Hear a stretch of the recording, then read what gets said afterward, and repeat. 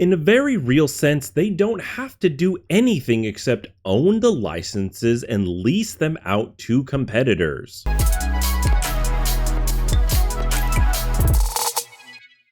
Welcome back to the Xbox Basement, everybody. I appreciate you taking the time to watch this video. I am going to pose a thought that it may be a good thing for Microsoft to stop making an Xbox console. Now, before you unsub, let me explain what I mean by good, because I am going to look at this strictly from the Microsoft standpoint. And then we'll look at how this is actually a terrible thing for us as gamers. And you may have seen a lot of these comments on YouTube or Reddit, or even in my own videos, how Microsoft has always been on the losing end of the console wars. When they acquired Activision Blizzard King, we saw a massive growth in the overall Xbox umbrella. We can see right here that the umbrella for the Xbox game studio has 23 developments. And since Xbox owns all of these IPs, from a business standpoint, we can really start to think what would be best for them as a company. Number one, ever since the Xbox One, Microsoft has been losing money on every single console. The short answer, of course, is because they want to get an Xbox into your hands and get you to subscribe to Game Pass. But now with current technology, you don't need an Xbox to be a Game Pass subscriber. I don't know what it actually costs to make an Xbox, but if they're making millions of units every single generation and then all of a sudden they don't have that cost, that is a huge cash deposit into their pockets. And with that big cash deposit, they could easily acquire more studios, which would further their exclusive access and licensing that they could get onto PlayStation or Nintendo. They've made plenty of statements that they want Xbox to be everywhere, so it completely makes sense that this is something that could happen. Xbox moving strictly to like a streaming format and simply licensing out all of these games that they hold the rights to. And this isn't the first time that we've seen something like this. And probably the best one that we know of is Sega and the debacle Dreamcast console that actually got discontinued in 2001 after only 3 years in production and absolutely